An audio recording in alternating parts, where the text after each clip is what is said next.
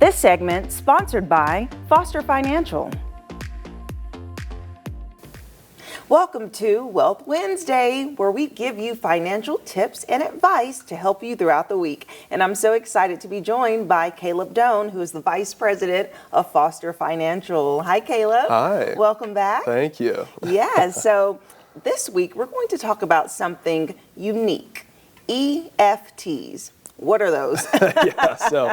So ETFs are exchange traded funds, and essentially what they are is an investment that allows you to track the performance of multiple other investments. Okay, so I mean they're traded on a stock market just like company stock, but instead they kind of track a specific index or a group of stocks. All right, and so the most common one probably that people think of is an S&P 500 ETF. So instead of having to purchase the company stock from 500 different companies, you can purchase this one S&P 500 ETF. And it can be a really efficient way for people to invest. And one sort of development that has come from these ETFs is what are called buffered ETFs, which is something that has really come into play with a lot of our clients recently, given what's kind of going on in the market. And so it's something we've been leveraging a lot. Okay, so what is a buffered? So that sounds like an upgrade, a step further. How do you buffer your EFT? ETFs, yeah, you got it. So yeah, it's basically an ETF, but it has a couple extra, features. And really, before I get into the features, the use case for this, I think, is something that a lot of people can relate to recently. And so I think a lot of people at home might be in the same situation where people say, hey, my 401k has gone down 15% from a year ago, and I'm planning on retiring in 2 or 3 years. And so I feel like I can't really afford for my account to go down another 10 or 15%. But I know that I'm not supposed to sell the cash when the market is down. Okay. That's one of the biggest no-nos of investing is selling when the market is down.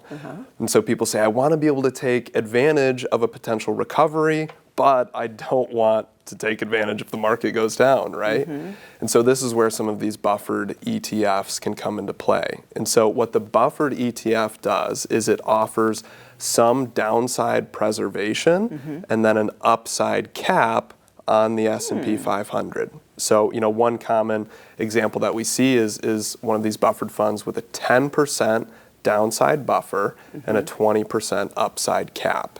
And so how it would work is if the S&P 500 over a 12-month period went down 10%, this fund wouldn't go down anything because it would buffer out 10% of those losses. However, if the S&P went down 15%, this would go down 5%, right? It takes out 10% of those losses.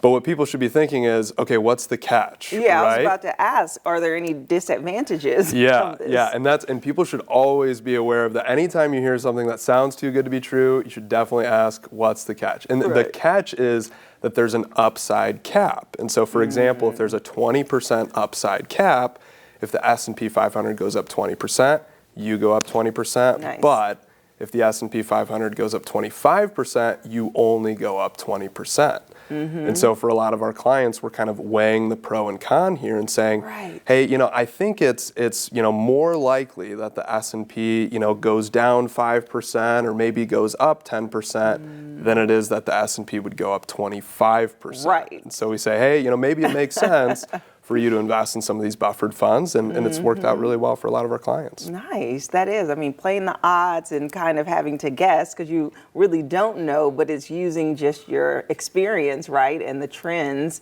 and that's where the financial advisor comes in because that's where you all are experienced. So that's really interesting. So how have you seen this strategy work? Yeah, absolutely. So I think, for people, when the market especially has gone up over the last quarter like it has. So I mean, the first quarter of 2023, the market went up, which was great to see a little bit of a recovery in people's portfolios. And so people are saying, how can I retain or kind of preserve some of the gains that I've seen in my portfolio without completely selling to cash? And we say, okay, these buffered funds can be a good way for you to have a downside buffer on your portfolio, but still be able to take advantage if we saw that potential recovery over the course of the next year. And so that's something that a lot of people say, hey, I think this makes sense.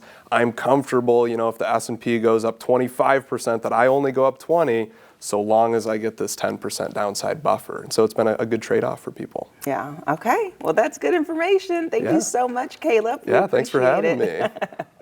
And Foster Financial is a holistic financial planning firm who is here to help you reach your financial goals. So check out their complimentary consultation. We'll have their website listed below, and I'll see you after the break.